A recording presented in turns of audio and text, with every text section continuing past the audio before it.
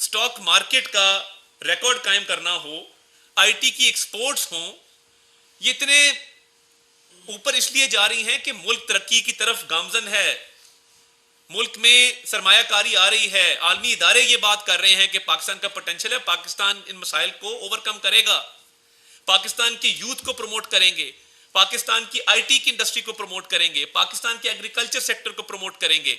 अब इस मुल्क में साजिशी बयानिए, झूठ और मुनाफिकत पे मबनी बयान, फॉरेन पॉलिसी की खिलाफ बात करना, ये अब किस्सा पानी ना हो चुके हैं। इस बात पे अब कोई यकीन नहीं करेगा। पहले का अमरीकी साजिश, मुल्क की फॉरेन पॉलिसी को नुकसान पहुंचाने की कोशिश की, साइफर का पूरा एक ड्रामा रचाया, फिर दोस्त ममालिक के सरबराहान के दिए गए तोहफों को बेच डाला। तो वो मुशहिदुल्लाह खान साहब ने ठीक ही कहा था ना, तो जमीन बेच डाली, जमान बेच डाला, एक कैदी ने मेरा वतन बेच डाला। तो मैं तो ये कहूंगा कि आपने इस मुल्क को हमेशा नुकसान पहुंचाने की कोशिश की अपनी जात की खातिर। पाकिस्तान सबसे पहले है, सियासी जमातें बाद में, इस पे बिल्कुल क्लैरिटी है। और ये जो फैक्ट एंड फिगर्स मैंने आपको बताए हैं, ये पाकिस्तान का मुकद्दर है इंशाअल्लाह ताला तरक्की करना, महंगाई में कमी, बेरोजगारी में कमी, सरमायाकारी में इजाफा, हम इस तरफ बढ़ रहे हैं। और ये जो बयानियां जेल से बनाने की कोशिश की जा रही है, ये पैरानोया पे बेस्ड है। ये अब नजर आ रहा है कि मेरी अब वक़्त कोई नहीं रही, तो ये अपनी रेलेवेंस इस्टेब्लिश करने के लिए झूठ बोला जाता है, तो इसकी इजाज़त नहीं दी जाएगी। और पाकिस्तान की तरक्की के लिए जो भी स्टेप्स लेने होंगे वो हुकूमत ले रही है। और आने वाले दिनों में बैरून मुल्क से और भी वफूद आ रहे हैं। वज़ीर आज़म का सऊदी अरब का दोबारा दौरा आ रहा है इस वीकेंड के ऊपर।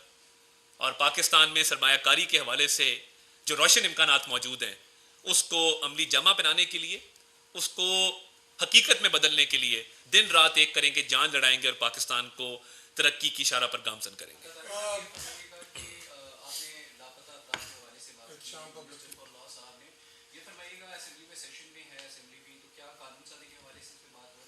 देखिए, इस पे पहले तो cabinet committee on law and order के हवाले से बात हुई है कि कैबिनेट की एक कमेटी बने और वो इसके तमाम मामलात को, तमाम जावियों को देखे और इस मसले को हल करने के लिए जो इक़दाम लेने हुए वो कैबिनेट कमेटी जो है वो प्रपोजल इस हवाले से देगी।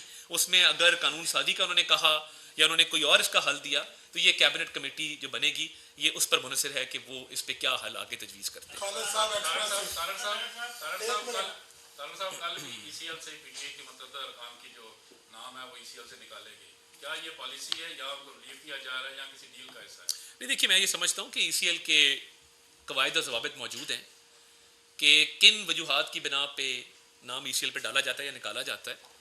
तो ये इंटीरियर डिवीज़न अगर किसी की रिकमेंडेशन भेजता है, क्योंकि मैं बतौर वकील, मियाँ नवाज शरीफ के वकील के तौर पे आपको याद होगा, मैं भी ईसीएल की जो इधर एक कमेटी है उसके सामने पेश होता रहा हूँ जब उन्होंने बैरून मुल्क इलाज के लिए जाना था। तो कवायद ज़वाबित के मुताबिक है, इसमें कोई डील का आंसर या खुदा न खास्ता कोई बैकडोर चैनल के थ्रू कोई मुज़ाकरात शामिल नहीं है। इंटीरियर डिवीज़न से जो चीज़ आती है कवायद ज़वाबित के मुताबिक उसको मंजूर कर लिया जाता है।